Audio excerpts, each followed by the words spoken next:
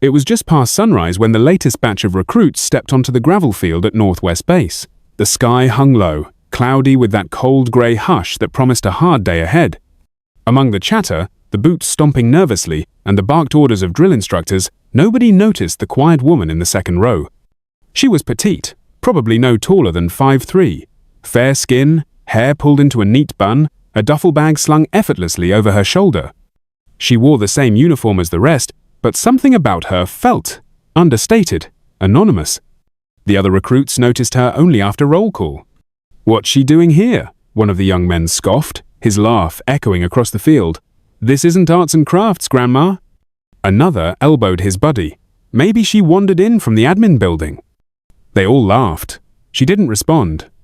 Her name was Evelyn Carter, age 29. The intake form said she'd transferred in late something about prior service overseas.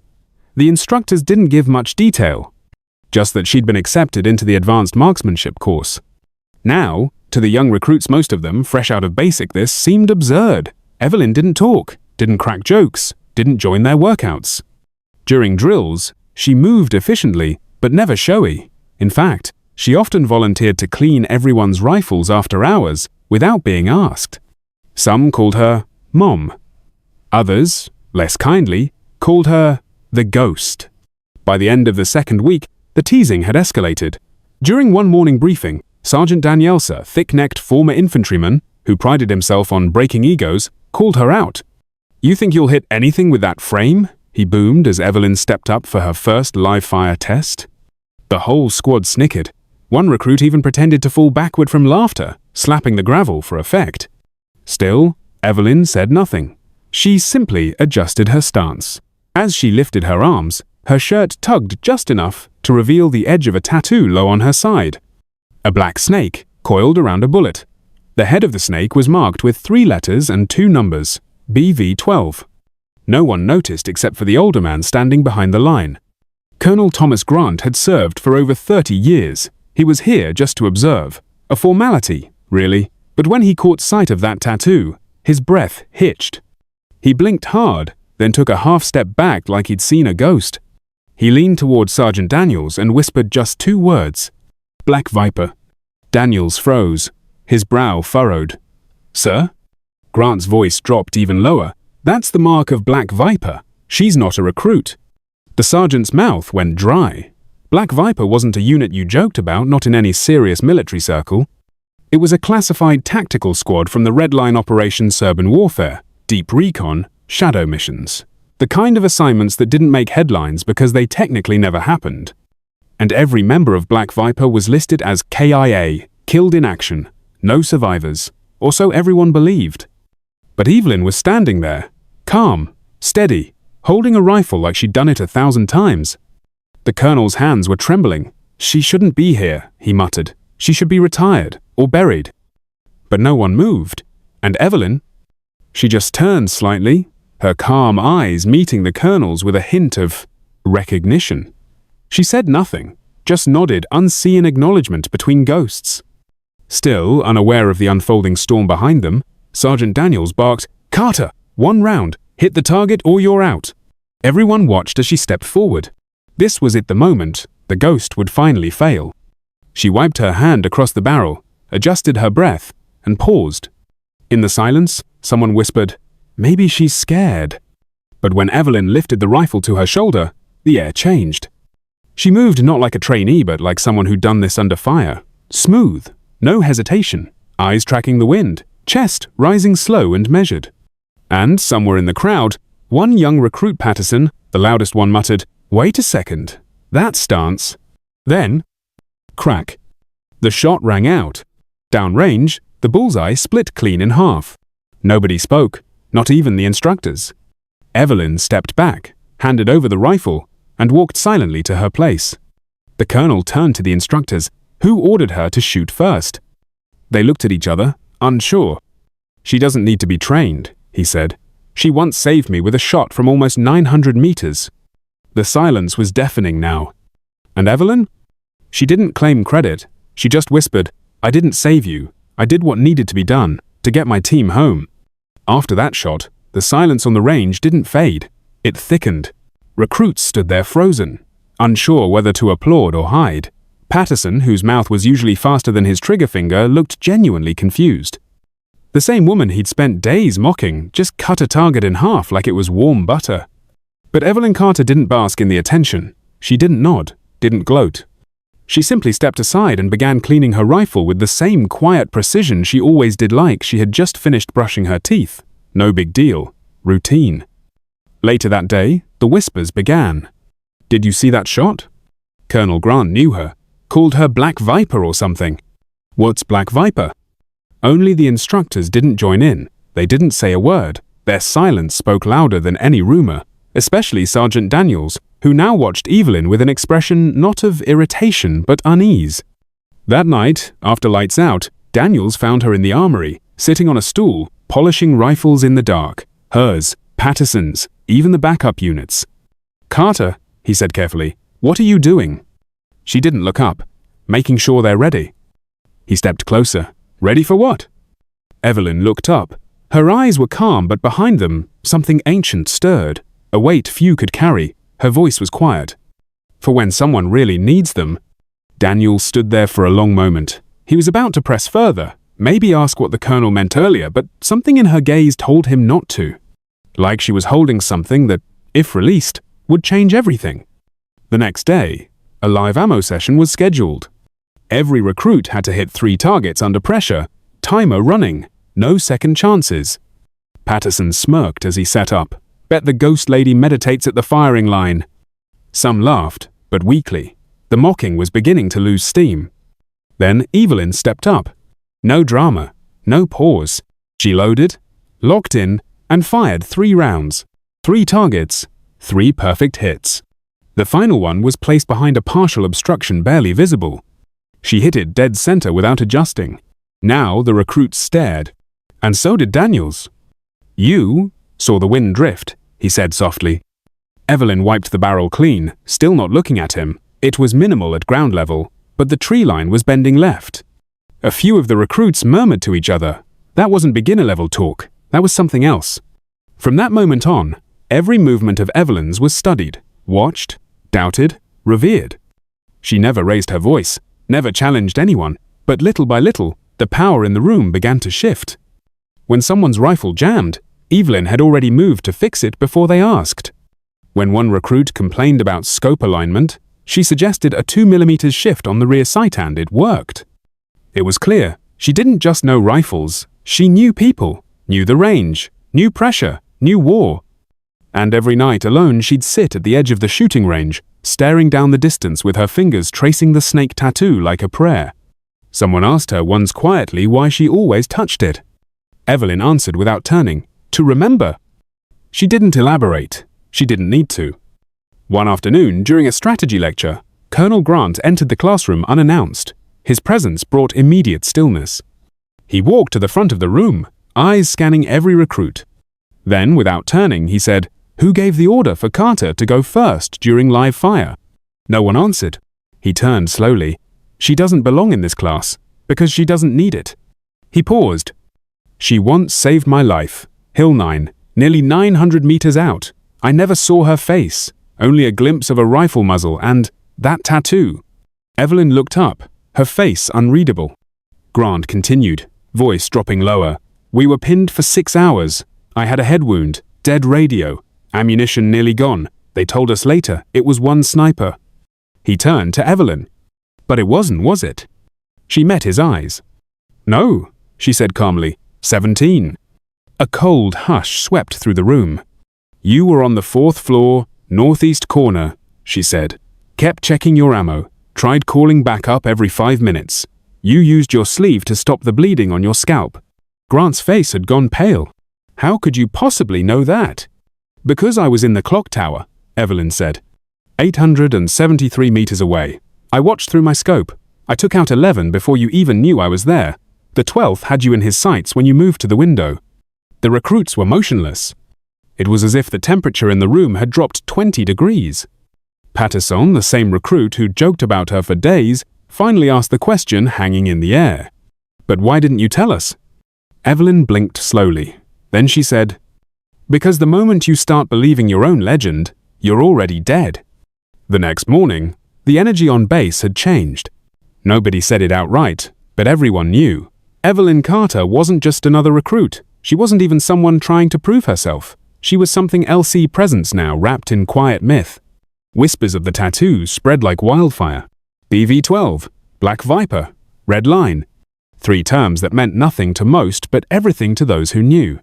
But it wasn't until the afternoon combat simulation that everything finally cracked wide open. The assignment was simple. 2 teams.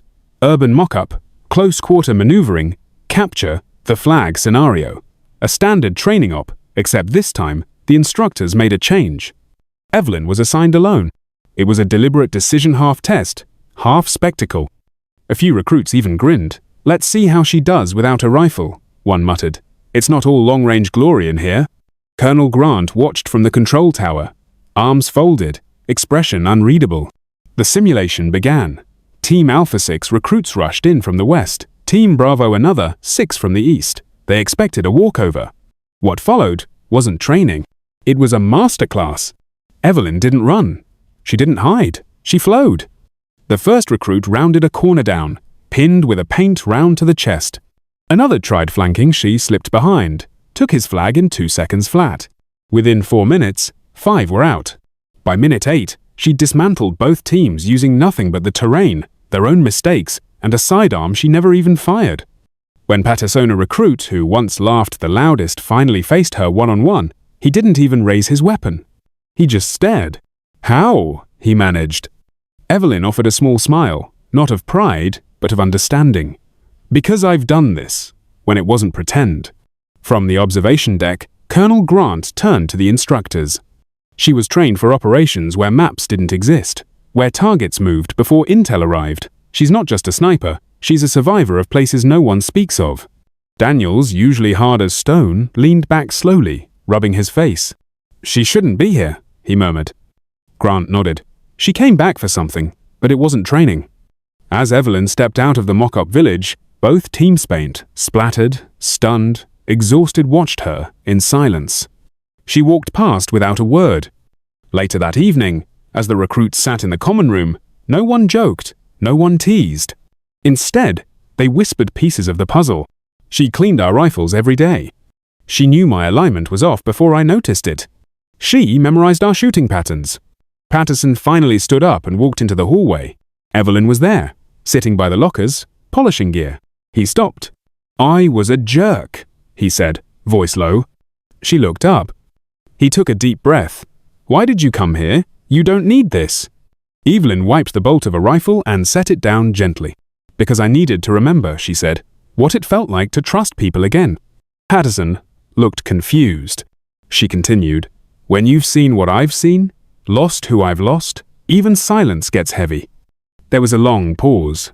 Then he asked almost reluctantly, how many were in your unit? She hesitated just for a second, then said, 12. And how many made it back? She met his eyes. You're looking at her. From behind them, Colonel Grant stepped forward, his voice rough with emotion. BV-12, he said, pointing to the tattoo. That wasn't just her unit. Evelyn nodded. It's the number I carry, the ones I couldn't save. The room went still. Nobody laughed now. Nobody dared. Even Patterson, who had once rolled his eyes at her silence now, saw it for what it was. Grief shaped into discipline. Loss forged into legacy. The next morning, the training resumed. But it wasn't the same. Recruits listened more. They asked her advice. Some watched the way she walked, hoping to learn something just by mimicking her calm. And then came the final live fire, test designed to simulate battlefield chaos. Evelyn stepped up, again the first to go. Daniels whispered to Grant, you think she'll show them? Grant shook his head. She doesn't need to, but she might, if it helps them understand. The signal sounded. 3 targets. 1 hidden. She took the first shot crack clean split. Second crack direct center. Third barely visible in the shadows of the hillside crack. Shattered. The range went quiet again. And this time, it wasn't shock. It was respect. No salutes. No applause. Just the awareness that they were in the presence of someone who had already done what most of them could barely imagine. It was early, The sky outside the barracks was still wrapped in navy blue when Sergeant Daniels found the note. It sat on the shooting table, neat, quiet, like the woman who left it. Beside it lay a Rifleman M24, polished to a mirror shine. Its components had been cleaned, adjusted, and reassembled with such obsessive precision that Daniels instinctively reached out just to touch the cold barrel. A folded black cloth was draped over the stock, the initials BV embroidered in faded stitching.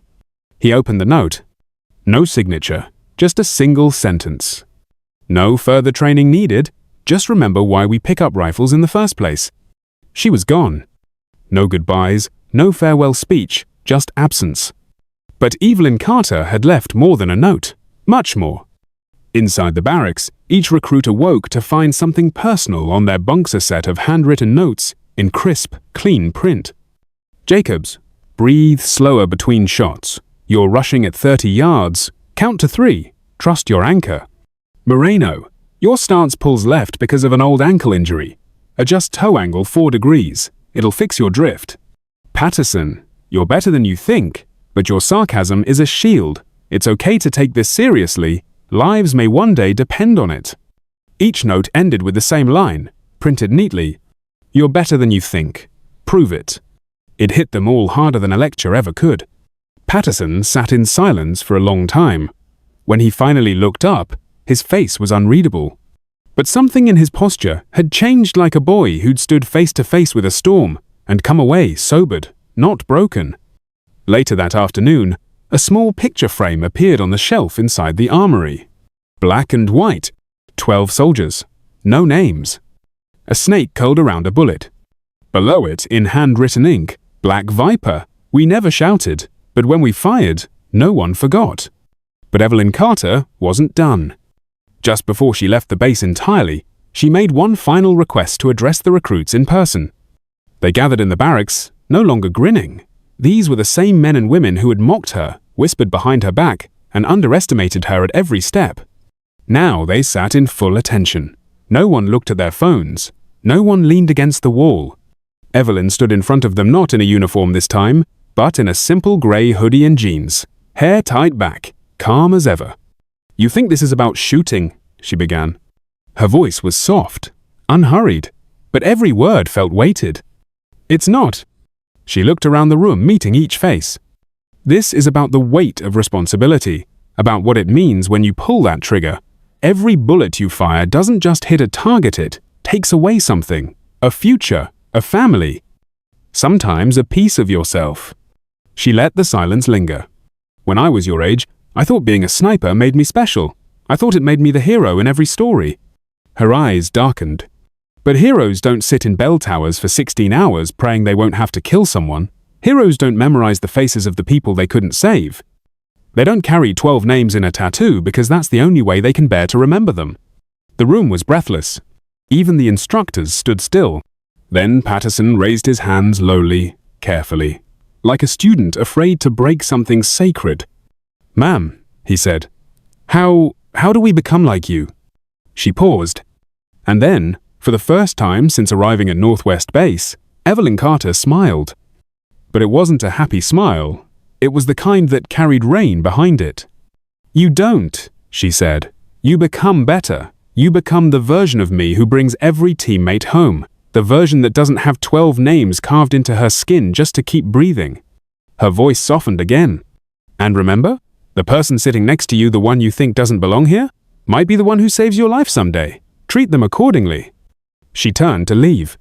No applause followed. Just the kind of silence you give someone who taught you something you'll never forget. Long after she was gone, her words stayed behind. Daniels kept her notes. Years later, when new recruits asked about the quiet woman who cleaned everyone's rifles, he'd pull out the envelope and say, "She didn't come here to learn. She came here to teach. We were just too stupid to see it." And sometimes, late at night, one of those recruits would sit at the edge of the range, tracing their scope settings like Evelyn once did, and whisper to no one in particular, "I'll bring all 12 home." Because some people don't need medals. They don't need a title.